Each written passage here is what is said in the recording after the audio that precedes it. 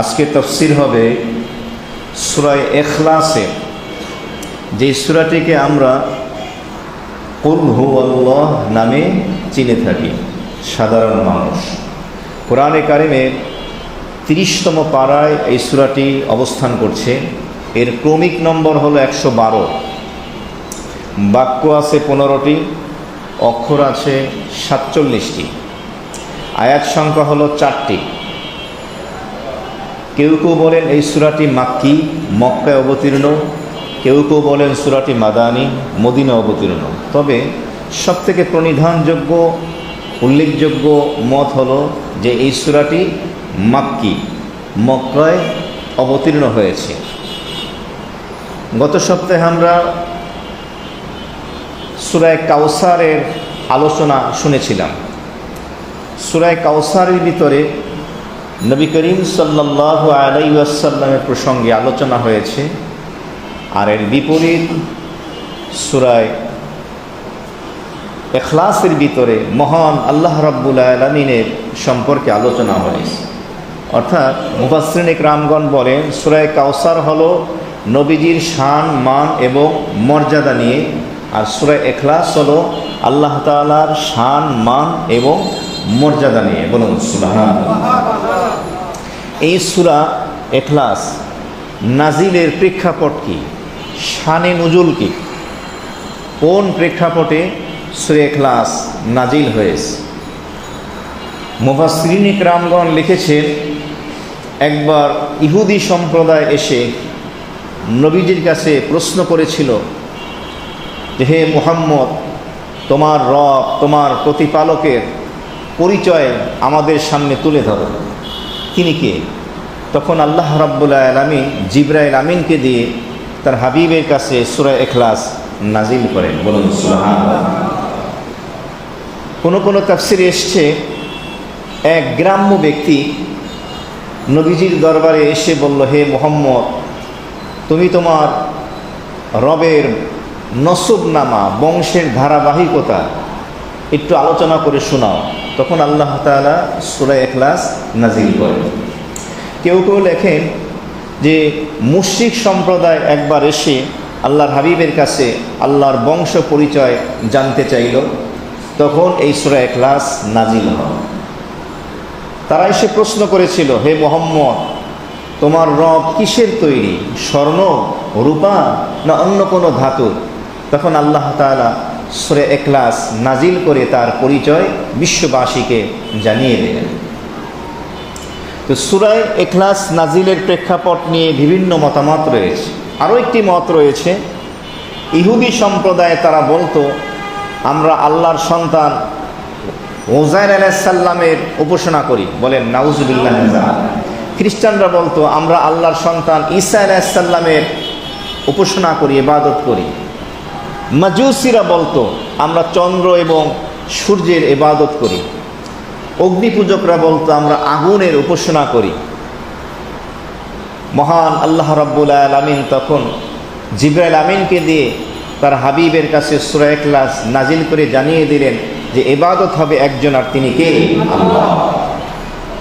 সূরা ইখলাসের ফাজাইল, ফজিলত নিয়ে একাধিক আলোচনা রয়েছে। এক হাদিসের মধ্যে এসেছে যে কুবা নামক এলাকায় এক আনসারি সাহাবীকে মসজিদের ইমাম বানিয়ে দেওয়া হলো। আপনারা যারা হজ এবং উমরার সফরে গিয়েছেন, মদিনাতে মসজিদে কুবা নামে একটি মসজিদ আছে, সেখানের এক মসজিদের এক ইমাম ছিলেন এক আনসারি সাহাবী। তো তিনি নামাজ যখন পড়াতেন, সূরা ফাতিহা শেষ করার পরে অন্য কিরাত পড়ার আগে সূরা ইখলাস একবার পড়ে নিতেন। প্রত্যেক রাকাতে এভাবে সূরা ইখলাস পড়তেন। তো তার পিছনে যারা মুক্তাদি হতো, তারা এসে নবীজির কাছে বলল, হে আল্লাহ রাসূল, এমন এক ইমাম বানায় দিয়েছেন, প্রত্যেক রাকাতে, প্রত্যেক নামাজে সূরা ফাতিহার পরে ইখলাস পড়ে, কুল হুয়াল্লাহু আহাদ পড়ে। তখন নবীজি এই কথা যখন শুনলেন, এর আগে ওই মুক্তাদির অভিযোগ করেছিল যে আপনি প্রত্যেক রাকাতেই, প্রত্যেক নামাজেই কেন সূরা ইখলাস পড়েন? তখন ওই আনসারি ইমাম সাহাবী বলেছিলেন যে আমার সূরা ইখলাস পড়তে ভালো লাগে, তোমাদের যদি ভালো লাগে আমার পিছনে নামাজ পড়ো, আর ভালো না লাগলে আমি ইমামতিই করব না। তো নবীজির কাছে গিয়ে যখন সাহাবায়ে কেরাম অভিযোগ করলেন, নবীজি এই আনসারি ইমাম সাহাবীকে ডেকে কারণ জিজ্ঞেস করলেন। তখন এই সাহাবী বললেন, ইয়া রাসূলুল্লাহ, সূরা ইখলাসের ভিতরে আল্লাহ তাআলার পরিচয় দেওয়া হয়েছে, তার গুণাবলীর কথা বলা হয়েছে, আমার কাছে বড্ড ভালো লাগে, এই জন্য আমি প্রত্যেক নামাজে পড়ি, কারণ সূরা ইখলাসটাকে আমি মহব্বত করি, ভালোবাসি। আল্লাহর হাবিব বললেন, এই সূরা ইখলাসের মহব্বত ভালোবাসার কারণে আল্লাহও তোমাকে ভালোবাসবেন। সুবহানাল্লাহ। আর এক সাহাবীর প্রসঙ্গে বলা হয়েছে, সে এসে বললেন, ইয়া রাসূলুল্লাহ, আমি সূরা ইখলাসকে ভালোবাসি, মহব্বত করি। আল্লাহর হাবিব বললেন, এই ভালোবাসা তোমাকে জান্নাতে পৌঁছে দেবে। সুবহানাল্লাহ। তো সূরা ইখলাস সম্পর্কে এমন একাধিক মতামত রয়েছে। এমনিভাবে হাদিস শরীফের মধ্যে এসেছে, কুল্লু শাইইন নিসবা লিকুল্লি শাইইন নিসবাতুন ওয়া নিসবাতুল কুরআন কুল হুয়াল্লাহু আহাদ আও কামা ক্বালা সাল্লাল্লাহু আলাইহি ওয়াসাল্লাম। আল্লাহর হাবিব ইরশাদ করলেন, প্রত্যেকটা বস্তুর একটা নিসবত আছে, একটা গভীর সম্পর্ক রয়েছে, আর কোরআনে কারীমের নিসবত হলো কুল হুয়াল্লাহু আহাদ। সূরা ইখলাসের এত মর্যাদা আল্লাহ রাব্বুল আলামিন দান করেছেন। একবার জিবরাইল আলাইহিস সালাতু ওয়াস সালাম নবীজির দরবারে উপস্থিত ছিলেন। এমত অবস্থায় নবীজির এক সাহাবী আবু যর গিফারি রাদিয়াল্লাহু তাআলা আনহু ওই মজলিসে আসলেন। জিবরাইল আমিন সাথে সাথে বললেন, ইয়া রাসূলুল্লাহ, আবু যর এসেছে। নবীজি অবাক হয়ে বললেন, জিবরাইল, তোমার মুখে আবু যরের নাম, তুমি কি আবু যরকে চিনো, আমার এই সাহাবীকে? জিবরাইল আমিন সমস্ত ফেরেশতাদের সরদার, তিনি বললেন, ইয়া রাসূলুল্লাহ, আমি না শুধু, সকল ফেরেশতারাই আবু যরকে চেনে। বলুন সুবহানাল্লাহ। নবীজি বললেন, আমার এই সাহাবীর এত মর্যাদা কেন? তখন জিবরাইল আমিন বললেন, এর কারণ হলো আপনার এই সাহাবীর ভিতরে দুইটা গুণ রয়েছে। এক নম্বর গুণ হলো সে নিজেকে ছোট মনে করে, সে অহংকার করে না, গর্ব করে না, নিজেকে মিটিয়ে দেয়, সে বিনয়ী।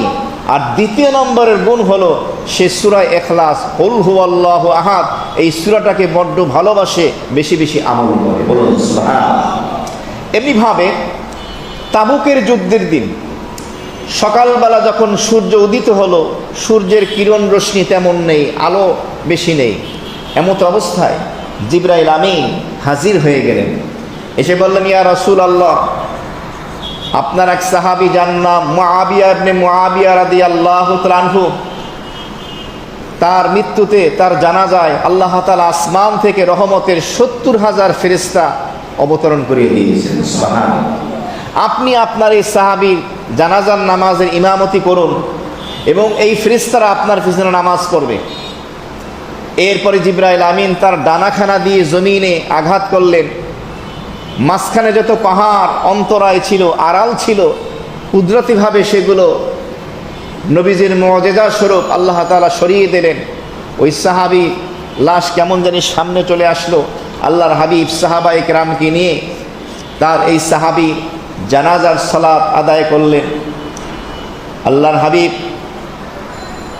জিবরাইল আমিনকে জিজ্ঞেস করলেন, আমার এই সাহাবীর এত মর্যাদা কেন যে আসমান থেকে ৭০,০০০ রহমতের ফেরেশতা জানাজার জন্য নামিয়ে দেওয়া হয়েছে? তখন জিবরাইল আমিন বললেন, আপনার এই সাহাবী মুআবিয়া ইবনে মুআবিয়া রাদিয়াল্লাহু তাআলা আনহু সূরা ইখলাস কুল হুয়াল্লাহু আহাদ এই সূরাটাকে বড্ড ভালোবাসতো এবং সে বেশি বেশি এই সূরার উপরে আমল করত। বলুন সুবহানাল্লাহ। এমনিভাবে একদিন নবীজি যাচ্ছেন, তো তার এক সাহাবী দোয়া করতেছিল, ইয়া আহাদু ইয়া সামাদু ইয়া মান লাম ইয়ালিদ ইয়া মান লাম ইউলাদ ইয়া মান লাম ইয়াকুল লাহু কুফুয়ান আহাদ। এই সূরার প্রত্যেকটি শব্দ ধরে ধরে সে দোয়া করতেছে। নবী করিম সাল্লাল্লাহু আলাইহি সাল্লাম এই দোয়া শুনে বললেন যে আল্লাহ তাআলা তোমার দোয়া কবুল করে তোমাকে ক্ষমা করে দিয়েছেন। সুবহানাল্লাহ। এমনিভাবে একবার নবী করিম সাল্লাল্লাহু আলাইহি ওয়াসাল্লাম সাহাবায়ে কেরামের একটি দলকে জিহাদের ময়দানে যুদ্ধের জন্য প্রেরণ করলেন। তাদের একজন আমির সেনাপ্রধান নিযুক্ত করে দিলেন। জিহাদের ময়দানে চলে গেল। এই সাহাবীও প্রত্যেক রাতের শেষে প্রত্যেক নামাজে সূরা ইখলাস তেলাওয়াত করত, কুল হুয়াল্লাহু আহাদ এই সূরা পড়ত। তো তার পিছনে যারা সালাত আদায় করত তারা এসে নবীজিকে বলল যে আল্লাহর হাবিব, আমাদের ইমাম তো শুধু সূরা ইখলাসই পড়ে। নবীজি বললেন কারণ জিজ্ঞেস করো। কারণ জিজ্ঞেস করার পরে জানা গেল সেই সাহাবী বললেন, এই সূরার ভিতরে আল্লাহ তার পরিচয় এবং গুণাবলী বর্ণনা করেছেন, আমার বড় ভালো লাগে, এই সূরাকে আমি ভালোবাসি, এই জন্য আমি প্রত্যেক নামাজের প্রত্যেক রাকাতে পড়ি। আল্লাহর হাবিব বললেন, ওকে জানিয়ে দাও যে তার এই ভালোবাসা তাকে জান্নাতে নিয়ে যাবে। সুবহানাল্লাহ। এমনিভাবে এক সাহাবী আবু আইয়ুব আল আনসারী রাদিয়াল্লাহু তাআলা আনহু, তিনি একদিন সাহাবায়ে কেরামকে বললেন, তোমাদের মধ্যে কেউ কি আছে রাতের বেলা জাগ্রত থেকে কোরআনের 3 ভাগের 1 ভাগ নামাজের ভিতরে তেলাওয়াত করবে? সাহাবায়ে কেরাম অবাক হয়ে গেলেন, নামাজে 1/3 তেলাওয়াত? আবু আইয়ুব আল আনসারী রাদিয়াল্লাহু তাআলা আনহু তখন বললেন যে শোনো, কুল হুয়াল্লাহু আহাদ সূরা ইখলাস হলো কোরআনের 1/3। বলুন সুবহানাল্লাহ। কোরআনের 3 ভাগের 1 ভাগ বলা হয়েছে। এক হাদিসে নবী বলেছেন, ওই পবিত্র সত্তার কসম যে আল্লাহর হাতে আমি মুহাম্মাদের জীবন, এই সূরা ইখলাস হলো কোরআনের অর্ধেক, অথবা বলা হয়েছে কোরআনের 1/3। হাদিসে নবী বলেন, কুল হুয়াল্লাহু আহাদ হুয়া সুলুসুল কোরআন, সূরা ইখলাস হলো কোরআনের 1/3।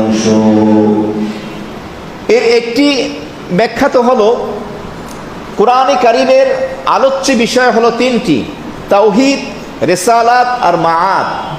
তাওহীদ মানে আল্লাহর একাত্মবাদ, আল্লাহ যে এক, এ সম্পর্কে গোটা কোরআনের মূল আলোচনার থিম, আলোচনার বিষয়। দ্বিতীয় নম্বর হলো রিসালাত, নবী করিম সাল্লাল্লাহু আলাইহি সাল্লামের নবুয়ত এবং রিসালাতের দলিল প্রমাণ দেওয়া হয়েছে। আর তৃতীয় নম্বর হলো মাআদ, আখিরাত সম্পর্কে, মৃত্যুর পরবর্তী জিন্দেগিতে কি হবে এ সম্পর্কে। এই 3টি বিষয় হলো কোরআনে কারীমের মূল আলোচ্য বিষয়। এছাড়া বাকি আর যত আলোচনা হয়েছে সবগুলো এই 3টি বিষয়েরই আনুষঙ্গিক প্রাসঙ্গিক বিষয় নিয়েই আলোচিত হয়েছে। তো এই 3টা বিষয় যেহেতু কোরআনের আলোচনার বিষয় মূল, আর সূরা ইখলাস হলো আল্লাহর তাওহীদ সম্পর্কে, আল্লাহর একাত্মবাদ সম্পর্কে, তো এই দৃষ্টিকোণ থেকে সূরা ইখলাস কোরআনের 1/3। আরেকটি ব্যাখ্যা হলো হাকিমুল উম্মত মুজাদ্দিদে মিল্লাত হযরত মাওলানা শাহ আলী থানভী নাব্বারাল্লাহু মারকাদা, তিনি বলেন, কেউ যদি সূরা ইখলাস একবার পাঠ করে তাহলে কোরআনের 1/3 হলো। সুতরাং কেউ যদি সূরা ইখলাস 3 বার পাঠ করে আল্লাহ তাআলা তাকে 1 খতম কোরআনের সওয়াব দান করবে। এখন অনেকের মনে প্রশ্ন আসতে পারে যে গোটা কোরআন সূরা ফাতিহা থেকে নাস পর্যন্ত 114টি সূরা পড়ার জন্য অনেক সময়ের দরকার, কষ্টও করতে হয়, অনেক তেলাওয়াত, তাহলে আমি শুধু সূরা ইখলাসই পড়ি, যদি গোটা কোরআনেরই সওয়াব পাওয়া যায়। এটা মৌলিক সমষ্টিগত দিক থেকে বরকতের কথা বলা হয়েছে। আপনি গোটা কোরআনে কারীম 114টি সূরা পড়বেন, প্রত্যেক সূরার আয়াতে আয়াতে শব্দে শব্দে অক্ষরে অক্ষরে যে নেকি, সেটা কি আপনি সূরা ইখলাসে পাবেন? এটা সমষ্টিগতভাবে একটি বরকতের কথা বলা হয়েছে। তো এই সূরা ইখলাস এতটা বরকতপূর্ণ সূরা আল্লাহ রাব্বুল আলামিন আমাদেরকে দিয়েছেন। এমনিভাবে হাদিস শরীফের মধ্যে এসেছে, হযরত আনাস রাদিয়াল্লাহু তাআলা আনহু থেকে বর্ণনা, যেভাবে নবী করিম সাল্লাল্লাহু আলাইহি ওয়াসাল্লাম এভাবে একদিন যখন শুনলেন যে সাহাবী বলেন যে আমি সূরা ইখলাসকে ভালোবাসি, তখন তিনি বললেন, এই ভালোবাসা তোমাকে জান্নাতে প্রবেশ করাবে। সুবহানাল্লাহ। এমনিভাবে আল্লাহর হাবিব একদিন সাহাবায়ে কেরামকে বললেন, বুখারীর বর্ণনা, আবু হুরায়রা রাদিয়াল্লাহু তাআলা আনহু এই হাদিসের রাবী, তিনি বলেন, নবীজি একদিন আমাদেরকে বললেন, তোমরা একত্রিত হয়ে যাও। সাহাবায়ে কেরাম মসজিদে নববীতে একত্রিত হয়ে গেলেন। আল্লাহর হাবিব এরপরে বললেন, আমি তোমাদেরকে কোরআনের 1/3 তেলাওয়াত করে শোনাবো। এরপরে নবীজি ঘরে প্রবেশ করলেন। কিছুক্ষণ পরে বের হয়ে নবীজি সূরা ইখলাস তেলাওয়াত করে শোনালেন। এরপরে আবার ঘরে প্রবেশ করলেন। সাহাবায়ে কেরাম কানা ঘুষা করতে লাগলেন যে নবীজি কি আমাদের সাথে ওয়াদা করে নাই? যে কোরআনের 1/3 তেলাওয়াত করে শোনাবেন। তিনি তো শুধু সূরা ইখলাস শোনালেন। নবীজি কিছুক্ষণ পরে বের হয়ে এসে সাহাবায়ে কেরামকে বললেন, আমি তোমাদের সাথে ওয়াদা করেছিলাম কোরআনের 1/3 তোমাদেরকে তেলাওয়াত করে শোনাবো।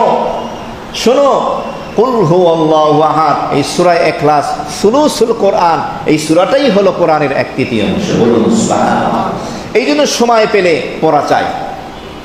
এভাবে হাদিস শরীফের মধ্যে এসেছে উকবা ইবনে আমির রাদিয়াল্লাহু তাআলা আনহু থেকে আল্লাহর হাবিব বলেন, সূরা ফালাক, সূরা নাস এবং সূরা ইখলাস, এই 3টি সূরা তাওরাত, জাবুর, ইনজিল, কোরআন, এই আসমানি 4টি বড় বড় গ্রন্থের ভিতরে আল্লাহ তাআলা রেখে দিয়েছেন। এত দামি এই সূরা। এমনিভাবে সাহাবী বলেন, নবীজি যখন বললেন তোমরা সূরা ফালাক, ইখলাস, নাস এগুলো না পড়ে ঘুমাবে না, রাত, সন্ধ্যা এবং সকালে এই সূরাগুলোর আমল করবে, সাহাবী বললেন আমি কখনো এই আমল আর ছাড়িনি। উম্মুল মুমিনিন আয়েশা সিদ্দিকা রাদিয়াল্লাহু তাআলা আনহা তিনি বলেন, নবী করিম সাল্লাল্লাহু আলাইহি ওয়াসাল্লাম যখন ঘুমাতে যেতেন, নবীজি বিসমিল্লাহ সহ করে সূরা ফালাক, সূরা নাস এবং সূরা ইখলাস এই 3টি সূরা পড়ে হাতে দম করতেন, ফু দিতেন, মাথায় গোটা দেহের ভিতরে মেসেজ করতেন, যেখানে হাত পৌঁছে সব জায়গায় হাত পৌঁছাতেন। অন্য হাদিসের ভিতরে এসে সকালে ফজরের সালাতের পরে, মাগরিবে সন্ধ্যার সালাতের পরে বিসমিল্লাহ সহ করে সূরা ফালাক, নাস, ইখলাস, আবার ফালাক, নাস, ইখলাস এরকম 3বার করে পড়ে হাতে দম করে গোটা শরীরে মেসেজ করা। আর জোহর, আসর এবং এশায় এই 3টি সূরা একবার করে পড়ে মেসেজ করা। যদি এই আমল কোনো ব্যক্তি করে, কোনো রকমের ব্ল্যাক ম্যাজিক, জাদু টোনা, কুফরি কালাম দিয়ে কেউ যদি বান মারে, বদনজর, সকল প্রকারের ক্ষতি থেকে আল্লাহ তাআলা আপনাকে আমাকে হেফাজত করবেন। বিশেষ করে সকাল এবং সন্ধ্যায়, ফজর এবং মাগরিবের সালাতের পরে নাস, ফালাক, ইখলাস এই 3টি সূরা বিসমিল্লাহ সহ করে 3বার করে পড়ে শরীর মাসাহ করবেন। আর আমাদের কোমলমতি সন্তান, ছোট্ট বাচ্চা যারা পড়তে পারে না বা ঘরের যে মুরব্বী পড়তে পারেন না, আপনারা নিজেরা পড়ে তার শরীরে ফু দিয়ে দম করে দেবেন, গোটা শরীরে দেখবেন সমস্ত বালা মুসিবত, রোগ ব্যাধি থেকে হেফাজত করবেন কে? আল্লাহ। এই সূরা ইখলাস এতটা বরকতপূর্ণ সূরা, যেই সূরা আল্লাহ রাব্বুল আলামিন উম্মতে মুহাম্মাদকে দিয়েছেন মহাগ্রন্থ আল কোরআনুল কারীমের ভিতরে। নাজরান থেকে একটি প্রতিনিধি দল আসলো খ্রিস্টানদের, এসে নবীজির কাছে বলল যে আমরা তো ঈসাকে আল্লাহর বেটা মনে করি, সন্তান মনে করি, তো তুমি যে বলো আল্লাহ এক, তোমার আল্লাহর একটু পরিচয়টা আমাদের কাছে দাও তো। তখন আল্লাহ রাব্বুল আলামিন জিবরাইল আমিনকে দিয়ে সূরা ইখলাস নাজিল করে আল্লাহ তার পরিচয় দিয়ে দেবেন। বলুন সুবহানাল্লাহ। কোনো ব্যক্তি যদি আল্লাহ সম্পর্কে জানতে চায়, আল্লাহকে, আল্লাহর পরিচয় কি, ডেফিনেশন কি, তখন আপনি তাকে কোরআনে কারিমের 112 নম্বর যে সূরা, সূরা ইখলাস, কুল হুয়াল্লাহু আহাদ, এই সূরাটা আপনি তাকে অনুবাদটা দিয়ে দেবেন, যে এই সূরাটা সে পড়ে তার অনুবাদটা দেখে নেবে। এখন স্মার্টফোন আছে, সেখানে আরও সহজে বাংলা কোরআনের অনুবাদ দেখে নিতে পারেন। তো এখন আমরা সূরা ইখলাসের সহজ সরল বঙ্গানুবাদ শুনবো, এরপরে আমরা সংক্ষিপ্ত তাফসীরের দিকে যাব। আল্লাহ তাআলা কি বলছেন? আল্লাহ রাব্বুল আলামিন সূরা ইখলাসের ভিতরে বলছেন, বিসমিল্লাহির রহমানির রহিম, কুল হুয়াল্লাহু আহাদ, আল্লাহুস সামাদ, লাম ইয়ালিদ ওয়া লাম ইউলাদ ওয়া লাম ইয়াকুল লাহু কুফুয়ান আহাদ। কুল, হে নবী আপনি বলুন, হুয়াল্লাহু আহাদ, তিনি আল্লাহ, তিনি হলেন এক। আল্লাহুস সামাদ, আল্লাহ হলেন অমুখাপেক্ষী। লাম ইয়ালিদ, তিনি কাউকে জন্ম দেন না। ওয়ালাম ইউলাদ, কেউ তাকে জন্ম দেয়নি। ওয়ালাম ইয়াকুল লাহু কুফুয়ান আহাদ, এবং তার সমকক্ষ কেউ নেই। তো সূরা ইখলাসের 4টি আয়াতের সহজ সরল বঙ্গানুবাদ হলো এই। এবার আমরা এই সূরার সংক্ষিপ্ত তাফসীরের দিকে যাব। দেখেন, প্রথম শব্দটি হলো কুল, দ্বিতীয়টি হলো হুয়া, 3 নম্বরে হলো আল্লাহ, 4 নম্বরে হলো আহাদ, 5 নম্বরে হলো আল্লাহ। তো এখানে 6 নম্বরে হলো সামাদ, 7 নম্বরে হলো লাম। এরপরে হলো ইয়ালিদ। ইয়ালিদ শব্দের আগে 7টা শব্দ এসেছে। আর আল্লাহ রাব্বুল আলামিন মানব সৃষ্টির 7টা উপাদান নিয়ে আলোচনা করেছেন। ওয়ালাকাদ খালাকনাল ইনসানা মিন সুলালাতিন মিন তিন থুম্মা জাআলনাহু নুতফাতান ফি ক্বরারিন মাকিন ثم خلقنا النطفة علقة فخلقنا العلقة مضغة فخلقنا المضغة عظاما فكسونا العظام لحما ثم أنشأناه خلقا آخر فتبارك الله أحسن الخالقين। স্বামী স্ত্রীর মিলনের মাধ্যমে স্ত্রীর বাচ্চা যে হবে তার রেহেমের ভিতরে যেখানে বাচ্চা অবস্থান করবে প্রথমে শুক্রাণু থাকে, এই যে বীর্য, সেখান থেকে এক পর্যায়ে রক্তের ফোঁটা, এরপরে সেখান থেকে মাংসপিণ্ড, তার উপরে হাড্ডি, তার উপরে হাড্ডির উপরে মাংসের উপরে চামড়ার প্রলেপ, এভাবে পর্যায়ক্রমে 7টা ধাপ অতিক্রম করার পরে ফা আহসানুল খালিকিন, আল্লাহ তাআলা বলেন সুন্দর একটা মানব রূপের আকৃতি ধারণ করে। তাহলে মানব সৃষ্টির ধাপ হলো কয়টা? 7টা এখানে বলা হয়েছে। আল্লাহ রাব্বুল আলামিন এ কথা বললে তিনি জানিয়ে দিলেন বিশ্ববাসীকে যে মানব সৃষ্টির ধাপ হলো 7টা। কারণ মানুষ জন্মগ্রহণ করে, তাকে জন্ম দেওয়া হয়, সে জন্ম নেয়। আমি হলাম আল্লাহ, আমাকে কেউ জন্ম দেয় না, আমিও কাউকে জন্ম দেই না, আমার কোনো জন্মের ধাপ নেই। বলুন সুবহানাল্লাহ। এই জন্যই তিনি আল্লাহ। কুল হলো প্রথম শব্দ। এই প্রথম শব্দ কুল, এই শব্দের মাধ্যমে আল্লাহ রাব্বুল আলামিন আল্লাহর হাবিবের রিসালাতের ঘোষণা করেছেন। তিনি যে সর্বশেষ এবং সর্বশ্রেষ্ঠ নবী ও রাসূল, 1,24,000 পয়গম্বরের ভিতরে সর্বশেষ নবী ও রাসূল, তারপরে কিয়ামত পর্যন্ত আর কোনো নবী রাসূল পৃথিবীর ধরা পৃষ্ঠে আসবে না। যদি কেউ দাবি করে সে কাযযাব, মিথ্যা নবুয়তের দাবিদার হবে। তার বিরুদ্ধে মুসলিম উম্মাহ, বিশ্ব মুসলিম জাতিকে জান এবং মাল দিয়ে জিহাদ করতে হবে। তো আল্লাহ তাআলা কুল বলে রিসালাতের কথা, তার হাবিবের নবুয়তের ঘোষণা দিলেন। হে নবী, আপনি বলুন। তা আল্লাহ তাআলা এই যে বিশেষ একটা মর্যাদা, এই জিম্মাদারি দায়িত্ব দিয়েছেন তার হাবিব মুহাম্মদুর রাসূলুল্লাহ সাল্লাল্লাহু আলাইহি ওয়াসাল্লামকে। আপনি ঘোষণা করে দিন। কোরআনে কারিমের 114টি সূরার ভিতরে 4টি সূরা শুরু হয়েছে কুল দিয়ে। এই জন্য এই 4টি সূরার নাম হলো 4 কুল। সূরা ইখলাস, সূরা ফালাক, সূরা নাস আর সূরা কাফিরুন, এই 4টি সূরা। আপনি বলুন হুয়া, তিনি। তিনি কে? আল্লাহ। আহাদ, যিনি একক অদ্বিতীয়। আল্লাহ শব্দ আল্লাহ তাআলার জাতি সত্তাগত নাম হলো আল্লাহ। এছাড়া বাকি যত নাম আছে এই নামগুলো হলো সিফাতি নাম, গুণবাচক নাম। যেমন কোরআনে কারীম আল্লাহ তাআলা বলেন ওয়ালিল্লাহিল আসমাউল হুসনা ফাদউহু বিহা। আমি আল্লাহর কিন্তু সুন্দর সুন্দর নাম আছে, ওই নামগুলো ধরে তোমরা আমাকে ডাকো, আমার কাছে দোয়া করো। যখন রিজিকের দরকার হবে বলবেন রাজ্জাক, রিজিক দেনেওয়ালা। যখন গুনাহ হয়ে যাবে গফফার, ক্ষমা করে দাও।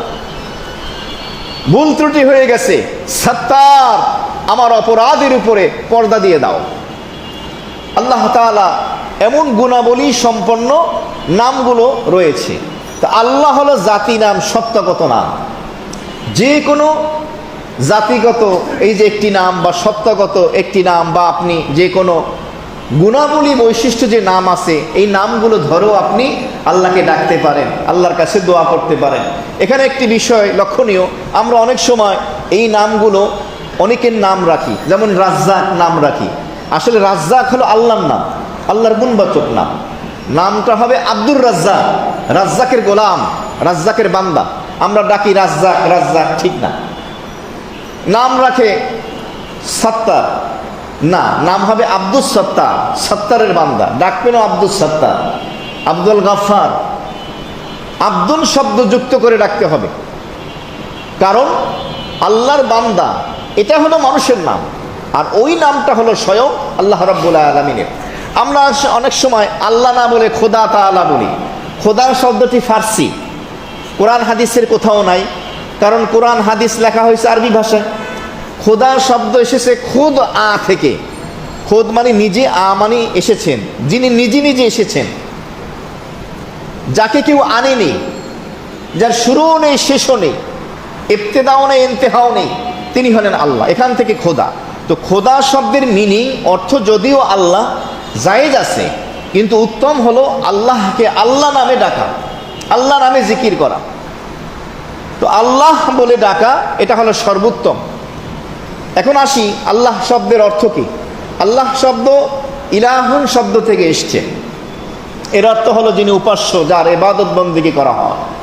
শরীয়তের পরিভাষায় আল্লাহ বলা হয় হুয়া জাতুন লিওয়াজিবুল উজুদ আল মুস্তামে বিসিফাতিল কামালিয়া আল মুনাজ্জা আনিন নুকসানিয়া জাওয়াল। আল্লাহ বলা হয় ওই পবিত্র সত্তার নাম যার ভিতরে ওয়াজিবুল ওজুদ রয়েছে। ওয়াজিবুল ওজুদ বলা হয় যার শুরু নেই শেষ নেই, যাকে কেউ সৃষ্টি করেনি, যিনি সৃষ্টি হননি, জন্ম দেননি, জন্ম দেওয়া হয়নি, যার ভিতরে সকল সুন্দর সুন্দর গুণাবলী বৈশিষ্ট্য একত্রিত হয়েছে, গুণাবলীতে বৈশিষ্ট্যে বৈশিষ্ট্যমণ্ডিত, এবং লয় ক্ষয় ধ্বংস হওয়া থেকে যিনি মুক্ত, তিনি হলেন আল্লাহ। আল্লাহ তাআলা তার পরিচয় দিলেন, কুল হে নবী আপনি বলুন, হুয়াল্লাহু আহাদ, তিনি আল্লাহ আহাদ, তিনি হলেন এক। আরবিতে আরেকটা শব্দ আছে ওয়াহেদ, এর অর্থ এক, আর এখানে বলা হয়েছে আহাদ, এর অর্থ এক। দুইটা শব্দের ভিতরে অর্থগত পার্থক্য নেই, কিন্তু আল্লাহ তাআলা ওয়াহেদ না বলে আহাদ কেন বললেন? এর ব্যাখ্যায় মুফাসসিরিনে কেরামগণ বলেন যে ওয়াহেদ শব্দের দ্বিবচন আছে, বহু বচন আছে। ওয়াহেদানে, ওয়াহদান, ওয়াহেদের মুয়ান্নাস অর্থাৎ স্ত্রীলিঙ্গ আছে, ওয়াহেদাতুন বা এহেদা স্ত্রীলিঙ্গ আছে, কিন্তু আহাদ শব্দের স্ত্রীলিঙ্গ নেই। কারণ আরবি ভাষায় শব্দের পুলিঙ্গ স্ত্রীলিঙ্গ হয়, মুজাক্কার মুয়ান্নাস হয়, এমনিভাবে তার দ্বিবচন বহু বচন হয় আরবি ভাষার ভিতরে। আহাদ শব্দের দ্বিবচন নেই, বহু বচন নাই, স্ত্রীলিঙ্গ নেই। এই জন্য আল্লাহ তাআলা এই সূরার ভিতরে ওয়াহেদ শব্দ ব্যবহার না করে আহাদ শব্দ ব্যবহার করে জানিয়েছেন, আমি আল্লাহ, আমার স্ত্রীলিঙ্গও নেই, আমার দ্বিবচনও নেই, বহু বচনও নেই, আমি হলাম এক এবং অদ্বিতীয়। বলুন সুবহানাল্লাহ। তা আল্লাহ তাআলা এখানে সে কথা বলে দিলেন, কুল হুয়াল্লাহু আহাদ। প্রশ্ন করা হয়েছিল যে আল্লাহ তাআলার সৃষ্টির উপাদান কি, স্বর্ণরূপা না অন্য কিছু? তো সেই প্রশ্নের উত্তরই আল্লাহ তাআলা বললেন, কুল হুয়াল্লাহু আহাদ। আল্লাহ আবার কিসের থেকে তৈরি হবে? তার কোনো উপাদান নেই, তিনি তো এক, অদ্বিতীয়। এরপরে আল্লাহ তাআলা তার দ্বিতীয় গুণটি বললেন দ্বিতীয় আয়াতে, আল্লাহুস সামাদ। আল্লাহ হলেন অমুখাপেক্ষী, কোনো মাখলুক, কোনো সৃষ্টিজীবের দিকে তিনি মুখাপেক্ষী নন। আর সামাদ শব্দের অর্থ হলো অমুখাপেক্ষী, যাকে উর্দু ভাষায় বলা হয় বেনিয়াজ, যে কারো কাছে মুখাপেক্ষী না। আপনি একটা মানুষ আমাকে দেখাতে পারবেন না। পৃথিবীর এই জমিনে প্রায় 900 কোটির মতো মানুষ আছে, মুসলিম অমুসলিম মিলিয়ে। একটা মানুষ আর একটা মানুষের প্রতি মুহতাজ নয়, মুখাপেক্ষী নয়, এমন মানুষ আপনি দেখাতে পারবেন না। প্রত্যেকটা মানুষ আর একটা মানুষের প্রতি মুখাপেক্ষী। এই জন্যই আল্লাহ তাআলা পৃথিবীর ভারসাম্য ঠিক রাখার জন্য, ব্যালেন্স ঠিক রাখার জন্য মানুষের ভিতরে তারতম্য রেখেছেন। কেউ ধনী, কেউ গরিব, কেউ বাদশাহী করবে, কেউ ফকিরি জীবন যাপন করবে। এই যে দেখেন মেথর, যারা পেশাব পায়খানার ময়লা পরিষ্কার করে, আমাদের এদের প্রয়োজন আছে কিনা? না থাকলে ময়লার দুর্গন্ধ আপনি কিভাবে পরিষ্কার করতেন? ধারে কাছে যেতে পারতেন না। আপনি মুসির কাছে যেতে বাধ্য, কারণ আপনার জুতা সেলাই করতে হবে। দর্জির কাছে যেতে আপনি বাধ্য। বলা হয় যে ঈদ কোরবানি আসলে ঈদের সময় দর্জি খলিফারা বাদশা হয়ে যায়, মানে তাদের চাহিদা তো বেড়ে যায়। তো প্রত্যেকটা মানুষ আর একটা মানুষের কাছে মুখাপেক্ষী। চুল কাটার জন্য নাপিতের কাছে যেতে হয়, নরসুন্দর চুল কাটতে হয়। তো আল্লাহ তাআলা এইভাবে রেখেছেন। একটা গল্প বলা হয় যে একবার এভাবে এক লোক দোয়া করলো, পৃথিবীর সকল মানুষকে যদি 100 কোটি করে টাকা দেওয়া হতো কতই না ভালো হতো। তো স্বপ্নের ভিতরে দেখতে পেল যে এভাবে একটা অফার দেওয়া হলো যে পৃথিবীতে যত মানুষ আসে সব মানুষকে 100 কোটি করে টাকা দেওয়া হবে। সবাই 100 কোটি করে টাকা দেওয়া হলো। দেওয়ার পরে কিছুদিন পরে খাদ্যের সংকট দেখা দিল, বিভিন্ন সমস্যা দেখা দিল। তখন সরকারিভাবে তদন্তে বের হলো, জরিপে বের হওয়া হলো যে এত সমস্যা কেন দেখা দিল। পৃথিবীর সকল মানুষ 100 কোটি টাকার মালিক, সবার ব্যাংক ব্যালেন্স 100 কোটি টাকা, তাহলে খাদ্যের সংকট কেন? তো দেখা গেল কৃষক আর কাজ করে না। আমার অ্যাকাউন্টে 100 কোটি আছে, আমি কাজ করবো কেন? এরপরে শ্রমিক যারা আছে কারখানায় যায় না, গার্মেন্টসে যায় না, কাজ করে না, কোনো জায়গায় কোনো কাজ নাই, সবাই নাকে তেল দিয়ে ঘরে ঘুমাইতে আছে। ব্যাংকে 100 কোটি টাকা আছে। তো সমস্যা বাড়ছে না কমছে? এই যে কারো টাকা কম বা বারো বেশি হওয়া, এটা মানুষের কল্যাণ। কারণ মানুষ বাধ্য হয়ে ঘরে থাকতে পারবে না, খেতে যাবে, খামারে যাবে, গার্মেন্টসে যাবে, মিল ফ্যাক্টরিতে যাবে, শ্রম দিতে সে বাধ্য হবে। আর আপনার প্রয়োজনে আপনি বের হবেন, আপনার কর্মস্থলে যাবেন, আমার কর্মস্থলে যাব, আপনার প্রয়োজনে আপনি আমার কাছে আসবেন, আমার প্রয়োজনে আমি আপনার কাছে যাব। এই যে একটা সিস্টেম তৈরি করে দিয়েছেন কে? আল্লাহ। এটা বোঝানোর জন্য আল্লাহ বলেন আল্লাহুস সামাদ, আল্লাহ হলেন অমুখাপেক্ষী। ও দুনিয়ার মানুষ, তোমরা একজন আর একজনের মুখাপেক্ষী, কিন্তু আল্লাহ কারো কি না? মুখাপেক্ষী না। এখানেই পার্থক্য হলো আবেদ এবং মাবুদের, খালেক এবং মাখলুকের, যে আল্লাহ তিনি একমাত্র বেনিয়াস, অমুখাপেক্ষী। সমাদ শব্দের আর একটা ব্যাখ্যা তাফসীরের ভিতরে লেখা হয়েছে আল্লাযী লাইসা লাহু জাওফ, ওই ব্যক্তি, ওই সত্তা যার পেট নাই, তিনি হলেন সমাদ। এই পেট নেই অর্থ হলো যার খাওয়ার কোনো প্রয়োজন হয় না, পানাহারের প্রয়োজন হয় না। পানাহার করেন না কে? আল্লাহ। মানুষের পানাহারের প্রয়োজন আছে কি নাই? আছে, আপনাকে আমাকে খেতে হবে। ওই পবিত্র সত্তা যার পানাহারের প্রয়োজন হয় না, নিজে তো পানাহার করেনই না, বরং তার মাখলুককে, বান্দাকে আল্লাহ পানাহার করেন। বলুন সুবহানাল্লাহ। পানাহারের খাদ্যের ব্যবস্থা করে দেন, কিভাবে তুমি খাবে সে ব্যবস্থা করে দেন।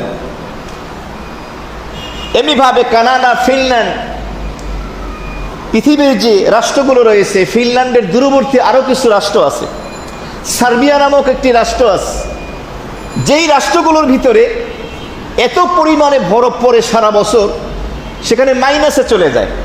যখন -0 থাকে তখন বরফ হওয়া শুরু হয়, যখন -4 হয়ে যায় পরিপূর্ণ বরফ হয়ে যায়।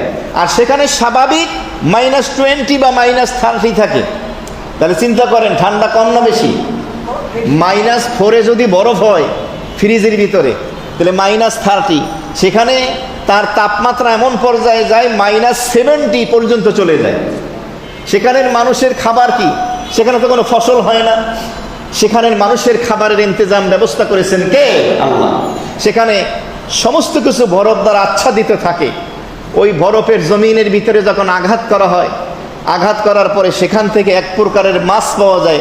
সেই মাছগুলো খেতে নাকি মিষ্টির মতো, সেই মাছগুলো রান্না করতে হয় না, কেটে কেটে সেখানের মানুষ খেতে পারে। 1 লক্ষের মতো সেখানে জনগণ আছে, বসবাস করে, তাদের সেই রিজিকের ব্যবস্থা করেন কে? আল্লাহ। এমনি হবে সার্বিয়ার আরও কিছু এলাকা আছে, পৃথিবীর আরও কিছু এলাকা আছে যেখানের কিছু পাখি আছে, বিশেষ একটা মৌসুমে সেখানে বরফ হয়ে যায়, তাদের থাকা কষ্ট হয়ে যায়, খাবারের সমস্যা দেখা যায়। তখন সেই পাখিগুলো হাজার হাজার মাইল সমুদ্র পাড়ি দিয়ে এই বাংলাদেশেও তো আসে না, এসে সেখানের এই খাবারগুলো তারা খেতে থাকে।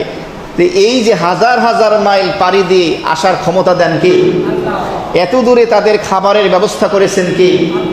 এটা বুঝিয়ে দিচ্ছেন আল্লাহ, যার কারণে তারা এখানে আসে। এবং তাদের ভিতরে এই স্মৃতিশক্তি, এই মেধাশক্তি আল্লাহ দিয়েছেন, তারা বুঝতে পারেন যে এখন সেখানের বরফ নাই, এখন সেখানে খাবারের ব্যবস্থা আছে, আবার তারা তাদের দেশে উড়ে ফিরে যায়। সুবহানাল্লাহ। বলা হয় সকল প্রাণীর ভিতরে একমাত্র হাতি হল এমন একটা প্রাণী, যেই প্রাণী তার বাচ্চা প্রসব করার সময় সব থেকে বেশি কষ্ট পায়, ব্যথা পায়। পাওয়ার কারণে বাচ্চা প্রসব করার পরে নাকি তাদের মেজাজ খুব গরম থাকে, ধারে কাছে যারা পায় তারই সাইজ করে দেবে, এমনকি নিজের বাচ্চাকেও। এই জন্য হাতির বাচ্চা জন্মগ্রহণ করার সাথে সাথে দৌড় দিয়ে দূরে সরে যায়। কারণ মায়ের মেজাজ এখন খারাপ, পাড়া পোড়া খাওয়ার কি আছে, সম্ভাবনা আছে। এই যে বাচ্চাটা জন্মগ্রহণ করার সাথে সাথেই দৌড় দিয়ে একটু দূরে যেতে হবে, দূরত্ব বজায় রেখে মায়ের কাছ থেকে কিছুক্ষণের জন্য থাকতে হবে, এই মেধা শক্তি, এই চেতনাবোধ দিয়েছেন কে? তিনি আল্লাহ। হাঁসের বাচ্চা জন্মগ্রহণ করার পরেই, ছোট্ট বাচ্চা পানিতে গেলেই সে ভাসতে পারবে, সাঁতার কাটতে পারবেন, এই ক্ষমতা, এই বুদ্ধি কে দিয়েছেন? মুরগির বাচ্চা ডিম থেকে বাচ্চা হওয়ার পরে জমিনের ভিতরে তার খাদ্যের কণা লুকিয়ে রেখেছেন আল্লাহ, এই কথাটা তার মাথার ভিতরে দিয়েছেন কে? আল্লাহ। তিনি আল্লাহ। আল্লাহু সামাদ, তিনি অমুখাপেক্ষী, কারো দিকে মুখাপেক্ষী না। এরপরে 3 নম্বরে আয়াত, লাম ইয়ালিদ ওয়া লাম ইউলাদ। আল্লাহ রাব্বুল আলামিন হলেন তিনি কাউকে জন্ম দেন না, ওয়া লাম ইউলাদ, এবং তাকে কেউ জন্ম দেয় না। আল্লাহ তাআলা এখানে তার ডেফিনেশন, তার পরিচয় দিয়ে দিলেন, আমাকে কেউ জন্ম দেয়নি, আমিও কাউকে জন্ম দেই না। এর কারণ কেন? এর কারণ হলো খ্রিস্টান সম্প্রদায় তারা বলতো মারিয়াম হলো আল্লাহর স্ত্রী, বলেন নাউজুবিল্লাহ জালেম। মারিয়ামের ছেলে ঈসা হলো আল্লাহর ছেলে, বলেন নাউজুবিল্লাহ জালেম। তারা মারিয়ামকে বলে মেরি, মা মেরি, আর ঈসাকে বলে যিশু।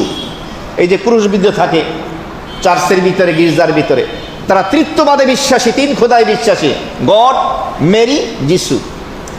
তো তারা আল্লাহর সন্তান সাব্যস্ত করেছে।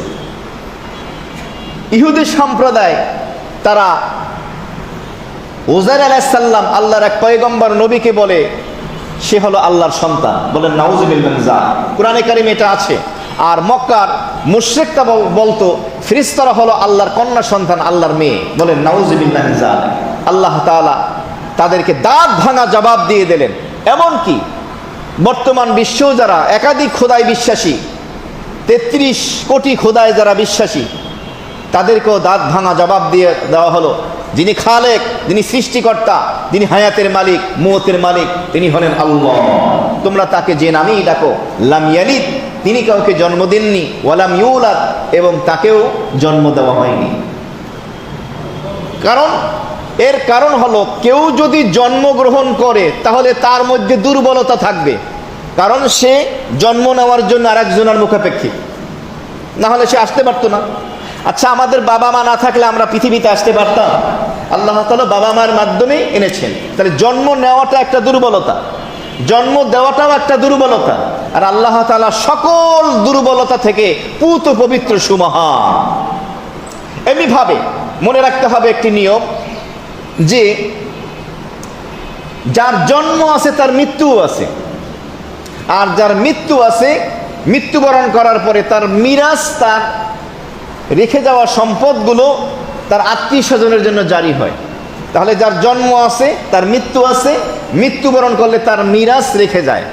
আল্লাহ হলেন এমন পবিত্র সত্তা যিনি জন্মগ্রহণ করেননি, সুতরাং তার মৃত্যুও নেই, আর তিনি কারোর জন্য কোনো উত্তরসূরিও রেখে যান না। এই জন্যই তিনি বলেছেন লাম ইয়ালিদ ওয়া লাম ইউলাদ। সর্বশেষ ওয়ালাম ইয়াকুল লাহু কুফুয়ান আহাদ, 4 নম্বর আয়াত। আল্লাহ তাআলা সমকক্ষ কেউ নেই, আল্লাহর মতো কেউ নেই। সমকক্ষ মানে কি? লাইসা কামিসলিহু শাই, তার মতো কেউ নেই।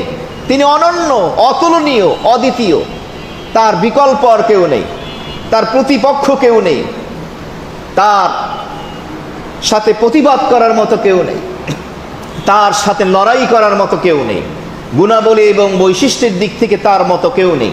ওয়ালাম ইয়াকুল লাহু কুফুয়ান আহাদ। আয়াতে কারিমার তাফসীর লিখতে গিয়ে মুফাসসিরিন কিরামগণ লিখেছেন, হযরত আবু হুরায়রা রাদিয়াল্লাহু তাআলা আনহু হাদিস বর্ণনা করেন, সহিহ বুখারীর বর্ণনা। নবীজি বলেন, আল্লাহ রাব্বুল আলামিন বলেন, বনি আদম আমাকে মিথ্যা প্রতিপন্ন করে, বনি আদম আমাকে গালি দেয়। এরপর আল্লাহ তাআলা বলেন, বনি আদম আমাকে মিথ্যা প্রতিপন্ন করে, যা তার জন্য ঠিক নয়, সমীচীন নয়। আমাকে গালি দেয়, যা তার জন্য সমীচীন নয়, ঠিক নয়। আল্লাহ তাআলা এরপরে বিষয়টি বুঝিয়ে দিলেন যে বনি আদম যে আমাকে মিথ্যা প্রতিপন্ন করে, এর অর্থ হলো তারা বলে আল্লাহ তাআলা আমাদেরকে প্রথমবার যেভাবে সৃষ্টি করেছেন মৃত্যুর পরে দ্বিতীয়বার আবার আমাদেরকে সৃষ্টি করতে পারবেন না। আল্লাহ তাআলা বলেন, অথচ দ্বিতীয়বার সৃষ্টি করার থেকে প্রথমবার সৃষ্টি করাটা সহজ ছিল না, বরং বেশি কঠিন ছিল। এটা আল্লাহকে মিথ্যা প্রতিপন্ন করা। যিনি প্রথমবার সৃষ্টি করেছেন তিনি মৃত্যুর পরে আবারও কিয়ামতের ময়দানে দ্বিতীয়বার সৃষ্টি করার ক্ষমতা রাখেন। তিনি কে? আল্লাহ।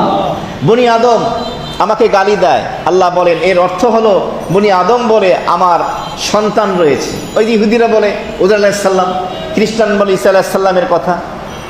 আল্লাহ তাআলা বলেন আমার কোনো সন্তান নেই, আমি জন্ম দেই না এবং আমি জন্ম নেইও না, আমার সমকক্ষ কেউ নেই। কথা বলে আল্লাহ তাআলা বিশ্ববাসীকে জানিয়ে দিলেন। মুহতারাম হাজিরিন, সূরা ইখলাস 4টি মাত্র আয়াতে কারিমা। এই আয়াতে কারিমার মধ্যে আল্লাহ তাআলা তার পরিচয় দিয়ে দিলেন। সর্বশেষ কেউ যদি জানতে চায় যে আল্লাহ যে তোমরা ডাকো আল্লাহকে, আল্লাহর পরিচয় কি, এক তো হলো আমরা সূরা ইখলাস তাকে শুনিয়ে দেব, তার অর্থ আমরা তাকে জানিয়ে দেব এবং সংক্ষিপ্ত তাফসীর যদি হয় সেটাও তাকে আমরা অবগত করানোর চেষ্টা করব। এখানে একটি উদাহরণ দিয়ে আমি আলোচনার ইতি টানছি। সেটি হলো